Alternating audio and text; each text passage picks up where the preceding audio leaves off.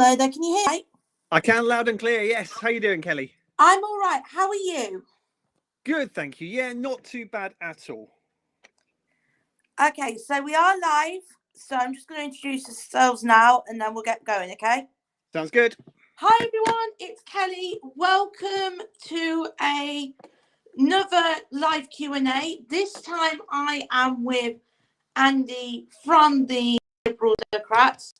And we're going to chat about Liberal Democrat-wise, social media, everything else. Ultimately, the £1 million question is going to be why you should vote for Andy on the 4th of July. So, Andy, without further ado, thank you for taking the time out of your busy day to have a chat with us.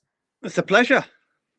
So, we're going to start off with just to firstly introduce yourself to the people watching this stream. Yeah, okay. So, hello, I'm Andy Konietzko and I'm standing on behalf of the Lib Dems to become your next MP. I was born in Leicester, grew up in Melton and have fond memories of my time here. My parents still live in Melton. I'm a regular visitor to the area and actually I'm speaking to you live now from Melton at the moment. I believe in putting people first and helping them to fulfill their potential so that we can all achieve what we want to in life. But tragically, too many people aren't getting the opportunity to do that at the moment. That's why I'm convinced it's time for change here in Melton, Syston and all of the surrounding villages. From talking to residents over the past few months, it's clear that a lot needs to change. The NHS, the polluting of our rivers with sewage, the fact that politicians aren't taking responsibility for their actions. So hopefully we'll get a chance to talk about that a little bit later on. Yes, and you'll be pleased to know we will be having that conversation about the rivers alongside the NHS as we go on. So let's start with the questions that everybody got given in advance. So let's talk about, I've got to bring them up on my own notes now. Okay, so let's talk a little bit about, since you mentioned it already, let's go into a little bit of the NHS. Do you feel that the current setup is working? And if you don't, what would you stroke your party do to fix the problems that you feel that the NHS is having? Yeah, absolutely. It's a very good question, Kelly. No, is the short answer. It's not working. And from the hundreds of conversations I've had since the start of the year with local residents throughout the constituency, it's quite clear it's not working for them either. You know, talking to people in Melton about Latham House and the delays, the amount of time they need to wait to get a doctor's appointment, it's just shocking. And we're seeing that across the whole constituency. The government's making us wait hours for an ambulance, weeks to see a GP, a month for urgent cancer treatment, and that can't continue. People's lives are being put at risk as a result of that. And that's why, as the Lib Dems, we've got an ambitious, bold and fully costed plan to save the NHS and fix the care crisis. How are we going to do that? Well, we're going to give everybody the right to see a GP within 7 days. No more waits for weeks, potentially even months. And the way we'll do that is by recruiting, training and paying for 8,000 more doctors. We're going to guarantee access to an NHS dentist for everyone needing urgent and emergency care. It's another one of those common complaints that I hear from residents. Just getting an NHS dentist is impossible. You might just about be able to do it for your kids, but for anyone over the age of 18, forget it. That's wrong. We want to change that. And crucially as well, we want to introduce free personal care based on the model that the Lib Dems pioneered in Scotland in 2002. At the moment, access to some of the personal care is based on ability to pay. People are having to sell family homes in order to put their elderly family members into care. That's not right. The government promised they were going to fix this. They haven't. We will. It will be based on need rather than ability to pay under the Lib Dems. How are we going to pay for this all? Well, we want to fairly reform capital gains tax. That's the tax you pay if you make a gain on shares, if you sell your business. There are loopholes that the super wealthy are exploiting. We're going to close those. The Conservatives also cut the tax on big bank profits. We're going to reverse that. We're going to bring that tax back in. Collectively, those two things are going to raise £9 billion a year, and we're going to invest all of that in health and social care. So let me be absolutely clear. If you elect me as your next MP, I'm going to fight every day for our NHS and for our local health services. Okay, that sounds very ambitious on your guys' end, and it's great to hear that you guys have costed it, and you know where that money's going to come from as well. Speaking of costing of money, let's discuss the cost of living crisis. The OBR reported at the start of this year that disposable incomes once again this year have gone down. Do you feel that that is leading to a lot of the issues that we are having within the UK at the moment? And if elected, how do the Lib Dems and you plan to increase our disposable incomes? Yeah, I mean, the figures you mentioned, Kelly, there are shocking, aren't they? And under this Conservative government, households have experienced the biggest fall in living standards on record. So since records began. And living standards are actually going to be worse at the end of this parliament than they were at the start back in 2019. We've gone backwards. And let's just think about that for a minute and let it sink in. This government has made us worse off over the past 5 years. And not only have they failed to properly support residents with the cost of living crisis, they've actually made it worse. Their mismanagement of the economy has made the problems worse than they would have been. Take Liz Truss's disastrous mini budget as an example.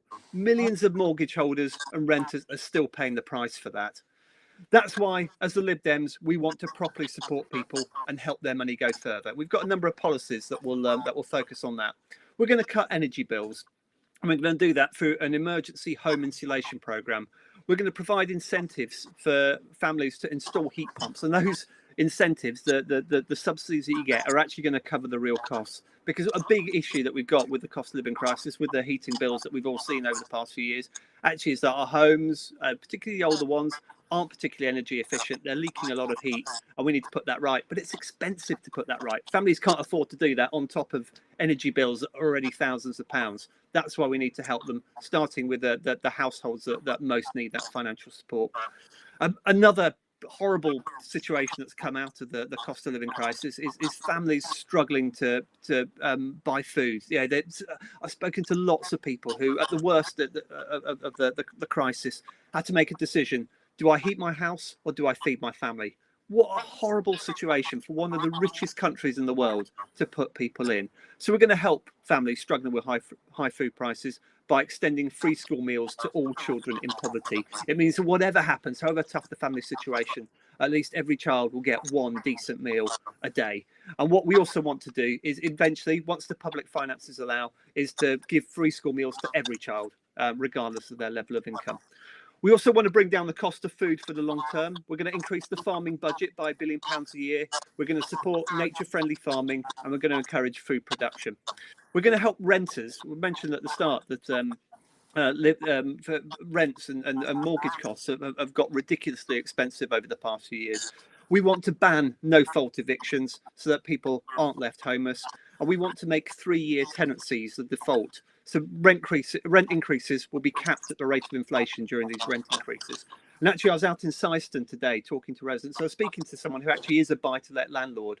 And she was saying that actually she'd welcome a lot of these measures. The good landlords welcome these measures. It's only the bad landlords, the ones who are trying to rip off poor renters, who are actually the ones who fear these changes. If you're a good landlord, you've got nothing to worry about. Also, we want to give everybody in the social care sector a financial boost. We're going to raise the minimum wage for care workers by £2 an hour, and that's going to be a starting point to improve pay across the sector. So very ambitious promises and plans there. I know you said that you costed how you're going to raise the 9 billion from the health and social care budget when we discussed the NHS. Have you guys got an idea how you're going to cost these particular measures? Are they going to come within the same budget or a different one? Well, a lot of these measures aren't going to need any significant financial resources behind them. So we were talking about the rent situation, for example. That's going to, that doesn't need any additional funding. With the initiatives that we want to help school children with, for example, there are a number here. So we've spoken about the free school meals, but we also want to put a mental health professional within every single secondary and primary school across the country. Again, it relates back to the crisis we've been talking about in the NHS. Mental health crisis, particularly for younger people, is shocking. We've got the CAMS service, which is fantastic, but it's massively overstretched. I've been talking to people who have got been waiting 2 years to get their children seen by the CAMS service. That's not acceptable. We need to put more money towards it. The way we're going to do that is actually increase the levy on social media companies. Sorry, Facebook, we're obviously taking advantage of your platform today, but the social media companies, they haven't done a great job in terms of looking after the mental health of our children. So we need to make sure that they're paying for the damage they're causing. It's all right. You can apologise to YouTube and Instagram as well, because we're streaming there live as well. So you can apologise to everybody, apart from TikTok. I will, but we will use the money. We will use your profits to help children with their mental health, to make sure that every child is fed. And I'm happy not to apologise for that, because I think it's absolutely the right thing. No, and I'd like to think they'd completely understand the situation. So speaking of understanding the situation, let's talk a little bit about Rwanda. Obviously, when it comes to immigration at the moment, immigration and Rwanda are basically simultaneous at this point. Do you think the Rwanda solution is the right way to deal with what's happening with Calais at the moment? And if you don't, what would you stroke the Lib Dems do differently? Yeah, absolutely. So no, I don't. Let me be absolutely clear about that. But you mentioned this as a sort of a one point with immigration. So let me just address that first, because I think it's quite clear that our immigration system isn't working. The government's broken it. They're damaging new rules mean that businesses can't recruit the people they need, and families are separated by unfair and arbitrary visa requirements. And I was talking to someone in Melton last week. We're in Melton Marketplace last Saturday, and I was chatting to somebody, a lady who lives in Melton. Her husband's Turkish. Now, in order for her husband to stay in the UK, she previously had to earn about £19,000 a year. That is going up now, and I think by next year it needs to be £39,000 a year. So she needs to earn £39,000 a year in order for her husband to stay in the UK. The average wage in this country it's under 30,000. No. It's asking a huge amount. So she's now in this horrible situation where she's got two choices. Either they split up, her husband goes back to Turkey, or she needs to leave her family home, her family country, and move back to Turkey with him. That's ridiculous. It's unfair. It's painful to watch. And we would scrap those ridiculous rules and those thresholds straight away. At the same time, so we're seeing this pain on the one side. On the other side, as you've alluded to, we've seen the asylum backlog soar. It's costing taxpayers millions while leaving vulnerable people in limbo, and we just all had enough. Our confidence in the immigration system is shattered. So what are we going to do? Well, as Lib Dems, we believe in a fair and effective immigration system that works for our country and also treats everybody with dignity and respect. And I think we can all agree that the Rwanda scheme doesn't do that. From the very start, it's been very clear that the Rwanda scheme is destined to fail. 3 Home Secretaries and millions of taxpayers' pounds later, the Conservatives have got nothing to show for Rwanda. It's an unforgivable waste of money at a time when this country is on its knees. So just let me give you a couple of figures, just to give you a sense of how much money has been wasted on Rwanda. The money spent on Rwanda could have instead paid for 5.7 million GP appointments. We were talking earlier about people having to wait for weeks at Latham House in order to get a GP appointment. We could have paid for 5.7 million more appointments if we hadn't wasted this money on Rwanda. We spoke earlier about free school meals for families struggling to feed their children or heat their homes. 95 million free school meals could have been provided to our children if we just ditched the Rwanda scheme. We've been clear from the start, we've got no faith in it, and we would immediately scrap it if we were in power, and we'd invest the savings in tackling the asylum backlog. More specifically, and this is a crucial point, we'd introduce a service standard of processing all but the most complex asylum claims within 3 months. So but the vast majority of claims would be dealt with within 3 months. So we wouldn't have to put people on barges. We wouldn't have to fly people to Rwanda, because we'd be dealing with them here just as we should be. And to be clear, as the Lib Dems, we're not planning an immigration free-for-all. Some people are trying to scare you into thinking the Lib Dems are going to let everybody back into the country. We believe in immigration. I think it's been hugely valuable to us as a country, and it means that we can leave and people can come in. Look at our NHS, which is so dependent on overseas workers. But we're not agreeing to immigration free-for-all. But crucially, we want a system that's going to be fair, effective, and humane. Makes sense. Speaking of humane, that kind of ties in quite nicely into the benefit system. Obviously, The Tories have set it up in a set way at the moment. Do you feel the current benefit system is working? And if not, what would you guys do differently? Yeah. So we've already touched on this a little bit, haven't we, with the cost of living crisis and the hardship that's causing for thousands of people in Melton, Syston and the surrounding villages. As a Lib Dem, I believe really passionately that nobody should fear for the future. Nobody should struggle to put food on the table. Nobody should worry about heating their home. The fact that this is happening in our country in 2024 is just shocking. It means we're doing something seriously wrong. In my view, the way you can spot a civilized society, the test of a civilized society, if you want, is the way in which it cares for those people who can't care for themselves. But our social security system at the moment isn't working as it should. It's driving people into poverty. It's forcing families to rely on food banks and other people's generosity to get by. That's not right. So what would the Lib Dems do? Well, we've got a number of policies in this area. We're going to tackle child poverty by removing the 2-child limit and the benefits cap. And this is actually, it's really important because what we're hearing on the doorstep is that people are fed up with the Conservatives. No surprise there. You can understand why. What we're not seeing, though, is a big switch to Labour. People aren't, there isn't a lot of love for Labour, is what we're hearing on the doorstep.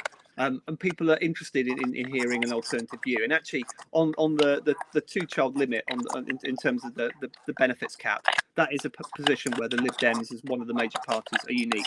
The Conservatives want to keep it. Labour have pledged to keep it, although there's some debate, and I think they're fighting amongst themselves about it. But at the moment, we are the only major party who say we'll remove the 2-child limit and the benefits cap, and I think that's a really important point of difference.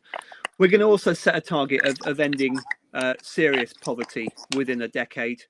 We're going to establish an independent commission to recommend annual increases in universal credit. So universal credit is now the main benefits mechanism, but the decisions on how much to spend are in the hands of the politicians. That's wrong. It's not working, as we can clearly see. So we want to establish an independent body that will set how much money people should get from universal credit. And finally, we want to reduce the wait for the first universal credit payment. At the moment, it's 5 weeks. So if you're struggling for food, if you're struggling for heating, if you're struggling to get by, waiting 5 whole weeks, over a month for your first benefit payment, it must be terrifying. I hate to be in that position myself. I hate any of my family members to be in that position. So we're going to change that. We're going to reduce that from 5 weeks to 5 days. And if elected, I want to be absolutely clear that I'll stand up for those who are at the sharpest end of the cost of living crisis and make sure that their voice is heard in Westminster and make sure that the government, of whatever colour it is, listens and does something about it. We'll touch a little bit on the government colour thing before we get into the last of the general questions, because I know you did, and I only asked this because you brought up how you've been speaking to people and they've had enough of the Tories, but they're not really feeling Labour at the moment. And I know there's been a lot of talk, I'm meaning to put a post up about it myself, about tactical voting. Mm-hmm. So for those people that are kind of, they know they don't want to do the Tories, like they know that's just not an option, but are thinking of voting for another party because of tactical reasons. What would you say to those guys in terms of getting them to come your way? Yeah, I mean, that's an absolutely valid question. All I can tell you is it's based on the feedback we've had on the door. So we've been campaigning in Melton and Syston since the start of the year. So I was chosen by the Lib Dems to be their candidate back in January, and we've been campaigning since then. We've been knocking on doors, we've been delivering leaflets, we've been standing in our town and village centres talking to residents. Labour only selected their candidate a few weeks ago and have only just starting to catch up. So I think we've had a lot of conversations, hundreds of conversations, if not more, with residents over the past few months. And as I said, we're not seeing that love for Labour. People are fed up with the Conservatives. They want to change. They are seriously considering us, and that's absolutely fantastic. Which is why I'm here with you today. It's why I was in Syston a bit earlier, knocking on doors and standing in the centre there, because everyone we speak to is genuinely had enough, and they are considering alternatives. So in terms of tactical voting, what I would say is we are a credible alternative here, based on the conversations we've had with people across the whole constituency. They are taking us seriously. They like our policies, particularly some of the ones we've already discussed on the NHS, on sewage dumping, on looking after our kids. So I think we are a credible alternative here. Absolutely.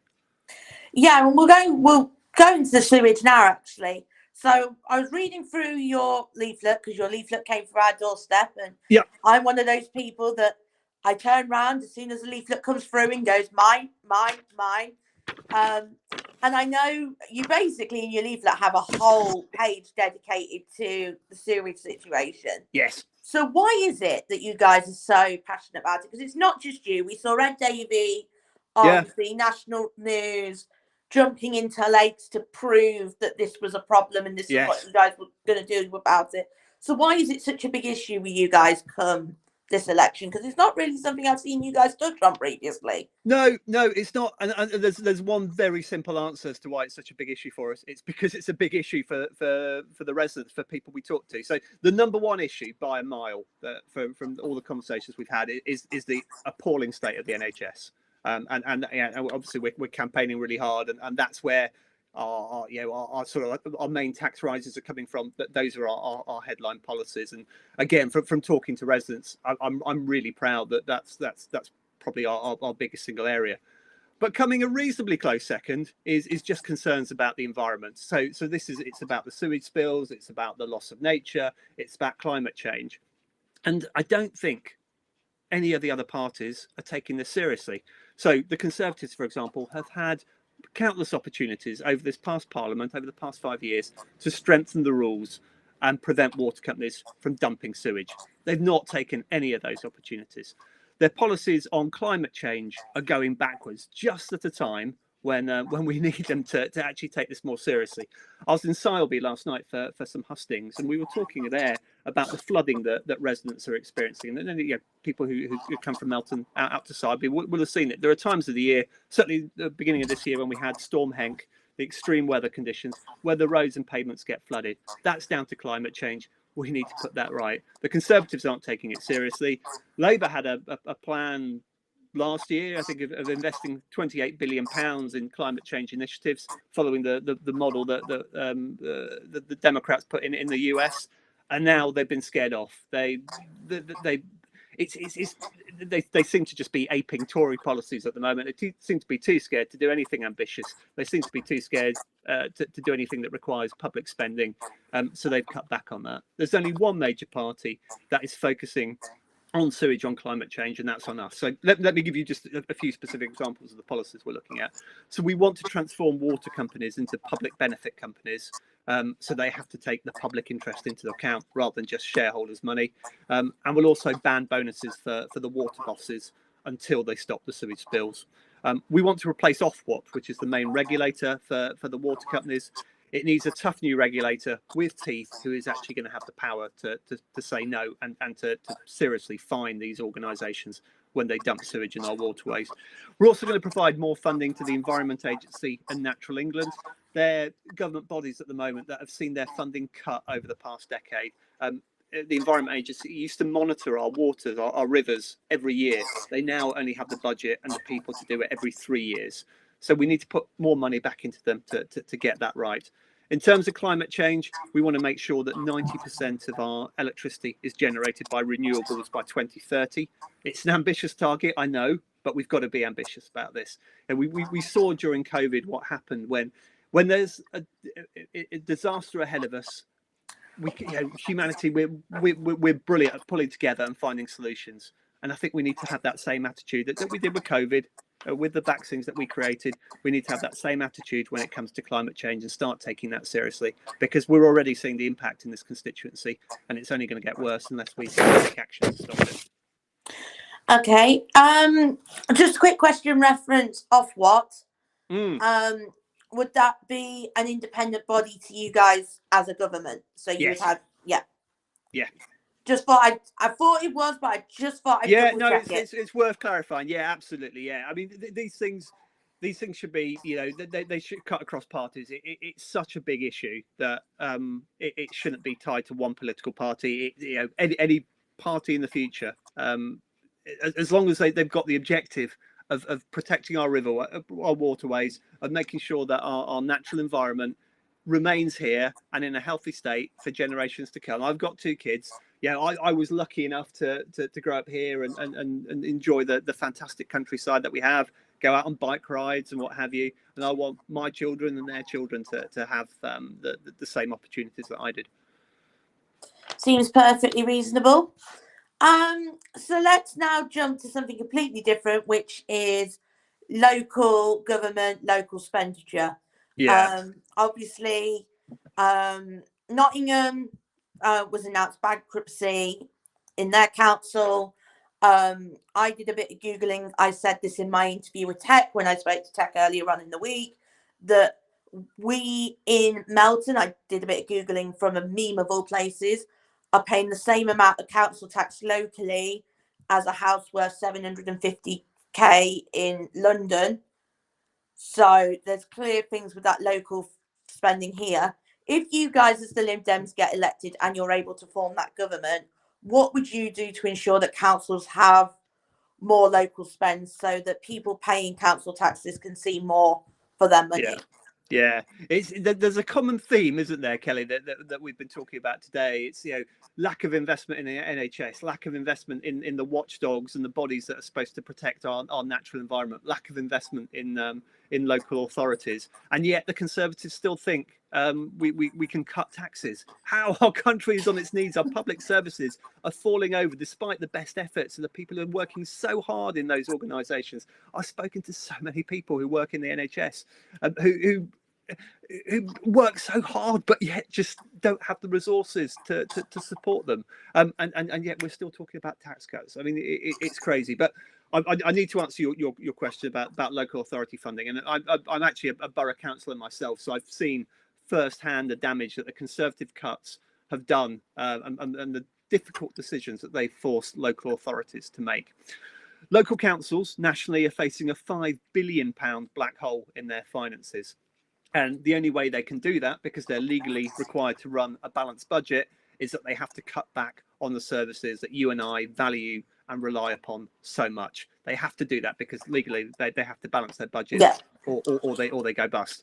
And actually, as you pointed out, in some cases they do go bust.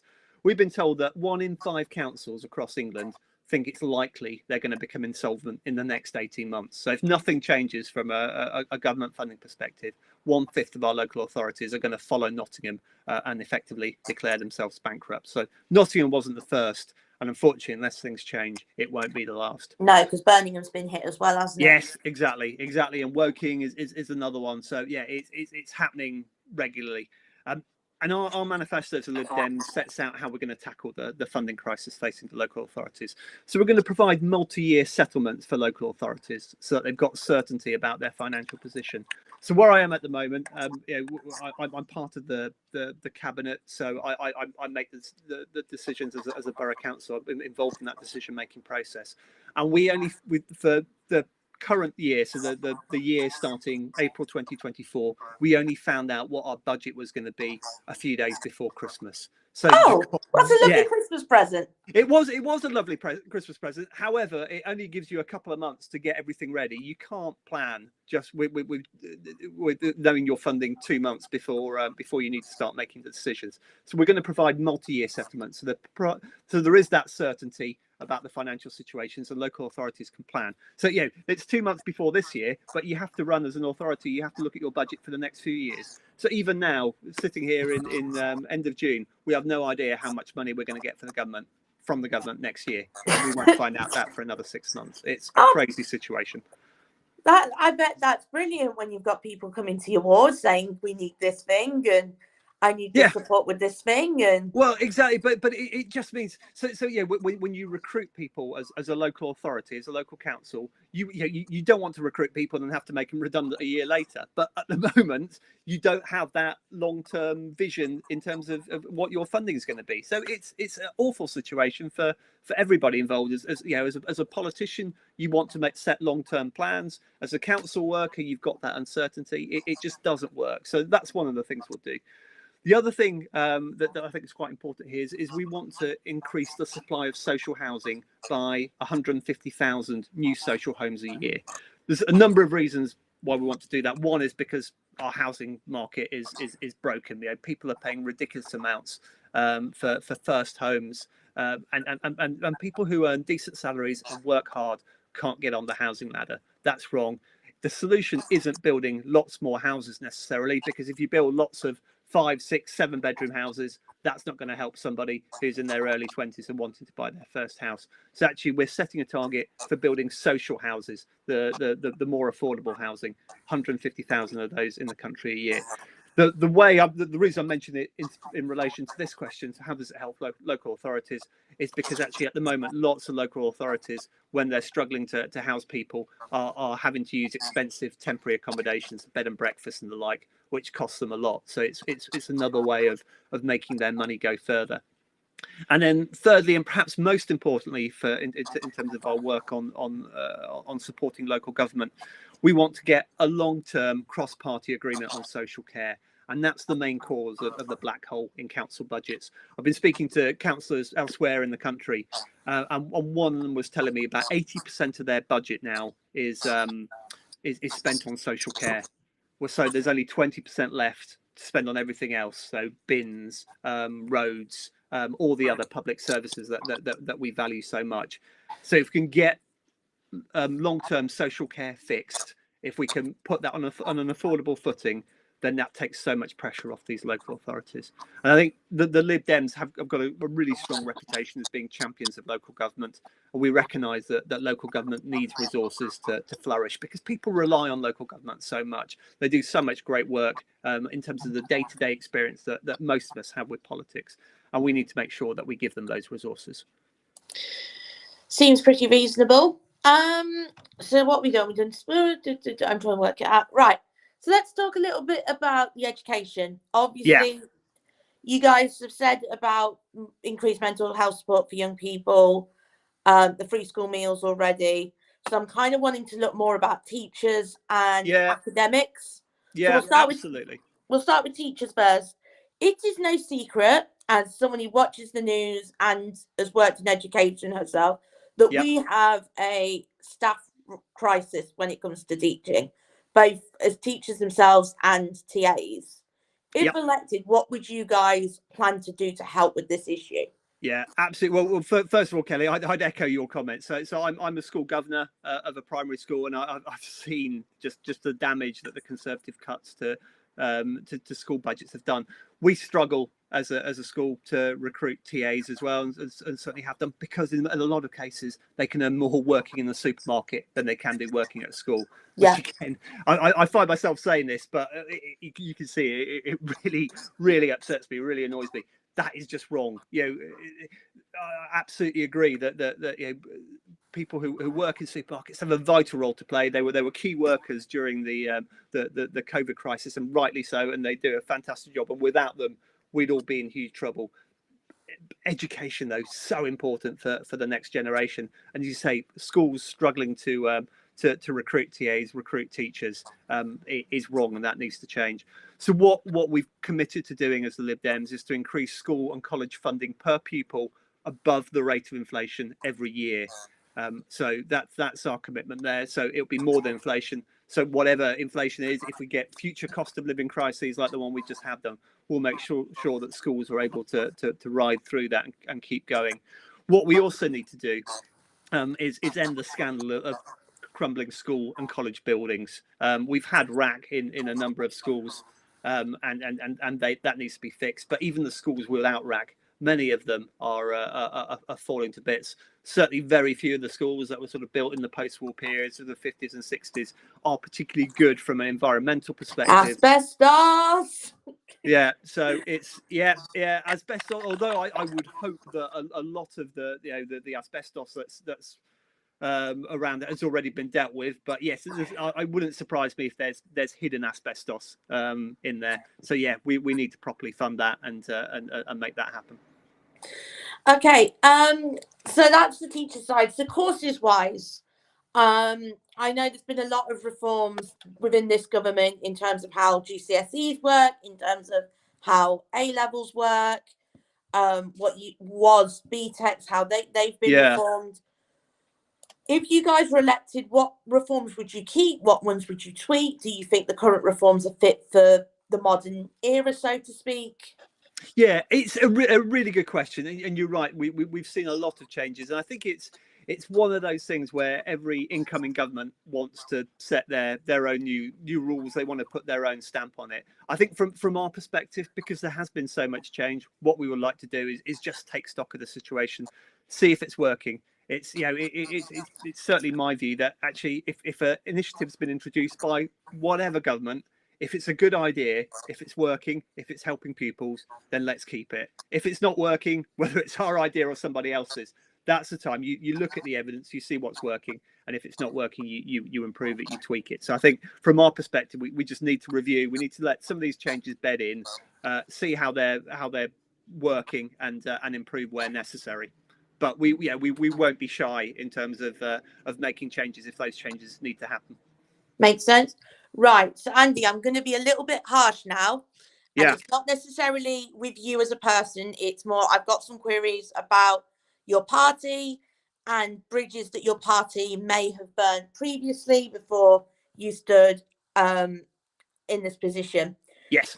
The particular bridge I'm on about is the tuition fees. So obviously the last time you guys really got a foot in power was when you guys did a coalition with the Conservatives way back at the start of their it's 2010. their government.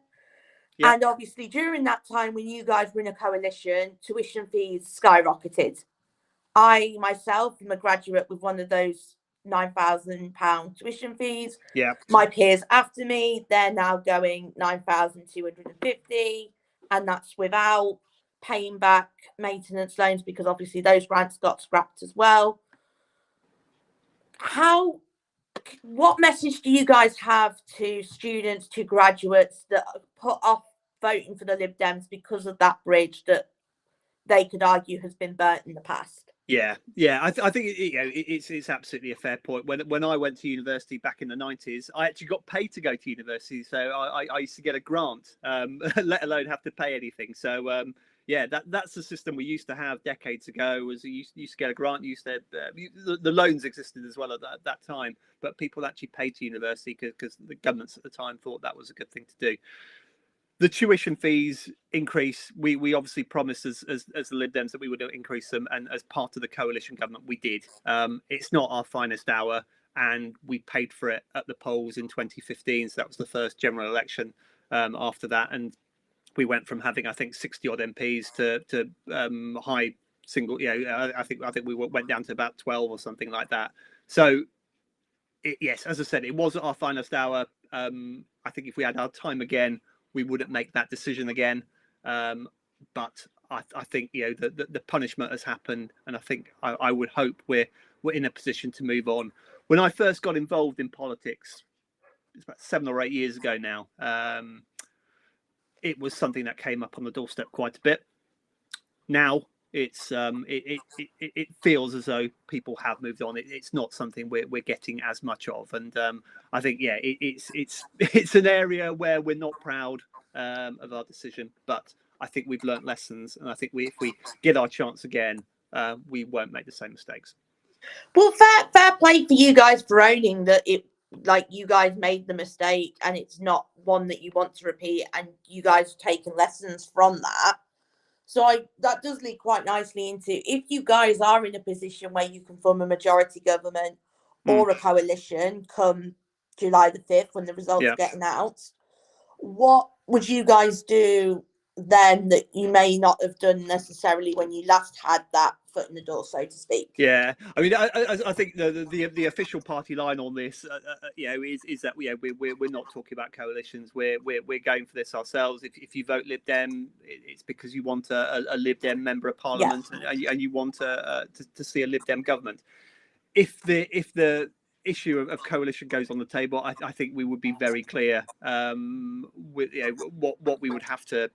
What we would agree to, what we wouldn't agree to.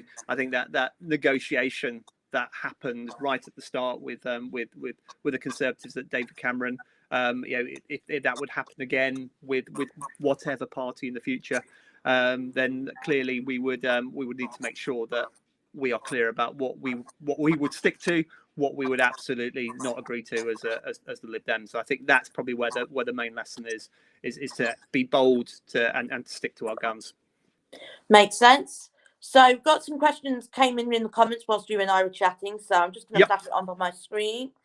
So Sharon on Facebook asks, well, she's got multiple questions here, so we'll go from individual. Thank you for messaging in the comments of Facebook, Sharon. So Sharon says, I'm glad to hear you mention that the rivers and the sewage being dumped within said rivers. And she asked, if you're elected, what would you do to help attract inward investment into the constituency? Yeah, that's a really good question, because we've seen, for example, some of the job losses over at Whole Works, and yeah, it's a wonderful area, but it's not getting the inward investment that it deserves. We've got a wonderful workforce here. We've got very skilled people who are willing to work hard, and they're not getting those opportunities. So in terms of how will we attract inward investment, I think a really big thing is to get back and start being a player on the international stage again. Unfortunately, over this past 5 years with the Conservative government, we've been very inward focused. We've burnt our bridges with Europe. We've instead negotiated trade deals with countries such as Australia and New Zealand that are nowhere near as attractive to us as previous trade deals. Now, I might be absolutely clear. I'm not saying we would go back into Europe at the moment, but what I am saying is that we need to start rebuilding our relationships with Europe. We've got a massive market on our doorstep, and we're not taking advantage of it. And in fact, I was chatting to somebody in Sileby last night who runs a small business.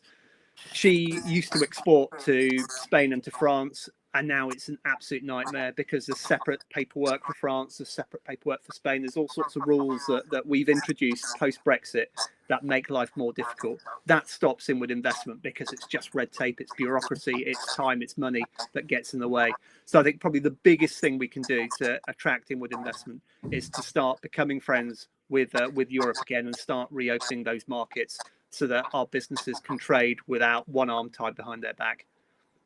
Which is quite interesting, because obviously one of the biggest things with Brexit was if people voted Brexit, the red tape would be removed. And I know you guys as a party have previously, at least in the case when the last MEP elections had, you guys got a lot of seats in that election because you were basically protesting us leaving the EU, and you guys wanted us to, in essence, you guys, correct me if I'm wrong, if you disagree with the decision and want to stay in the EU, we are the party that are going to express that before we leave. Yeah, absolutely. I mean, it's the reason I joined the Lib Dems. Actually, I joined the Lib Dems the day after the Brexit vote because I could see that.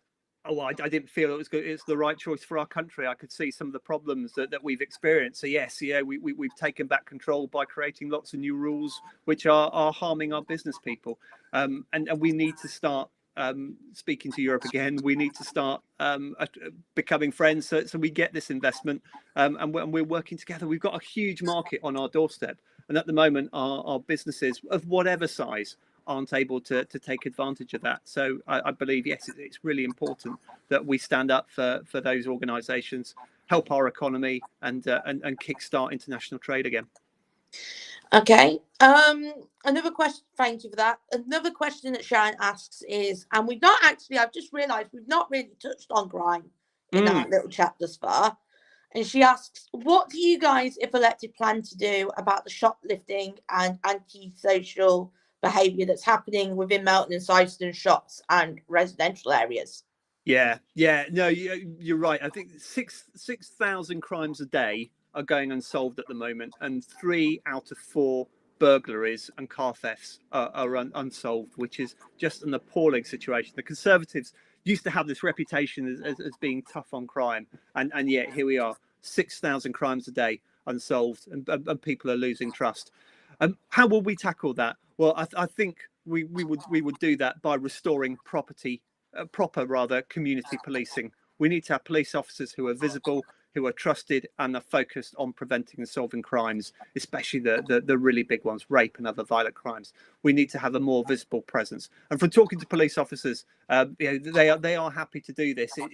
It's not that they don't want to do it; it's they don't have the resources to do it, and they're not being told to do that at the moment. So that's one really important thing. The other thing I will point out as well is that we've committed to setting up a specific unit, and what we call our burglary.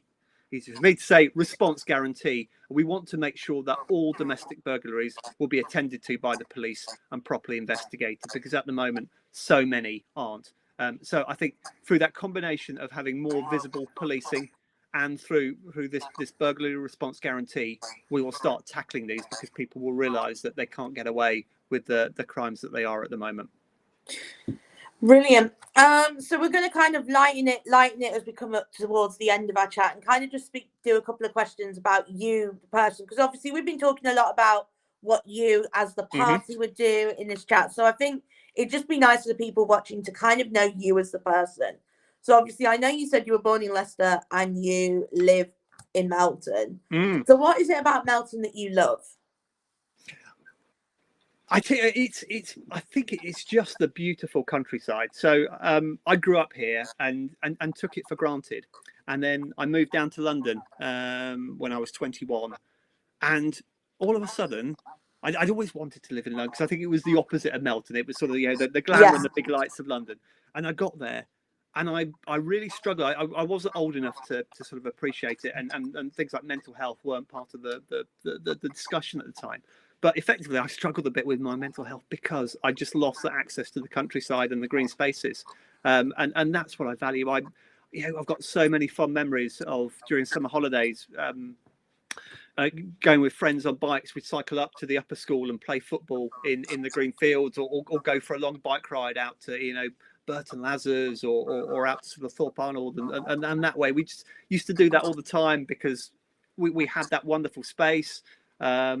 And yeah, I think for me that's why I love it. It's just that openness. It's that freedom that our area gives us. Makes sense. And I'm one for the green spaces as well. I love running in the green spaces when I get time to actually go out and go for a run around the back of the Siseby Knolls up that end, following the river especially. So what are your top 5 favourite songs of all time? Blimey, I wasn't expecting that. So I used to actually be a DJ on hospital radio, so hopefully this is a topic. Probably the top, I'd probably go for Blink 182, All the Small Things. Classic. Yes, I went again. I sort of went backpacking. Did a sort of year traveling around the world, and I was in Australia. Sort of various backpackers bars, and they used to play that all the time. So that takes me back to fun nights out in Australia. So that would be one there. Queen, Don't Stop Me Now is another one. Oh, what would I say? Take That, Back for Good reminds me actually of that was in the charts when I was doing my my A levels here. So it sort of reminds me of that period in my life. God, that's 3. ABBA, Dancing Queen, just because we've had a lot of love for ABBA on these Q&As, I know. Yeah, I think growing up, they were, I just caught the tail end. So actually, there's an interesting. So I was brought up in Melton. You can tell by my surname, it's sort of Polish heritage, and I was brought up for the first few years of my life only speaking Polish. So I went to nursery, age 3, couldn't speak a word of English. And obviously that was a bit of an issue because I couldn't communicate with the other kids. And one of the suggestions that the teachers had for how I ought to could improve my English was by listening to the radio, listening to English songs. And my dad worked with somebody who was a DJ at the time, so he would tape various songs that were in the charts at the time. And this was sort of the early 80s. So I had lots of songs by people like ABBA, Shakin' Stevens, Bucks Fizz, on the radio, and on a cassette tape, which I would listen to in order to help improve my English. So ABBA, Dancing Queen was a bit before then, but so it was Super Trooper was I remember was one of the songs on that tape by ABBA, so I remember that one. So that's 4. And then one more. I'll go a bit romantic. U2, With or Without You. That was the song that I sort of met my other half to. That was on when we were in a club, and that was playing. That's so lovely. Yeah, I'm not sure if she's watching. If she is, hopefully she'll appreciate that. I'll be sending you the link to this anyway after we finish. So if wifey isn't watching it now, by all means, send the link to wifey and be like, look, you are there. I do love you. Yeah, so obviously we're campaigning a lot at the moment, as you can imagine. So I'm not spending enough time with her and with the kids as I should. So yes, try and keep them in mind. Yeah, that's lovely. So that concludes our chat today, guys. You are more than welcome to contact Andy directly if you're watching this back and you've got any further questions. If you liked what Andy had to say today, you can vote for him on the 4th of July. Just remember to bring your former photographic ID with you, because photo ID is now a thing. Sadly, yes, it is. Yeah, it is a thing.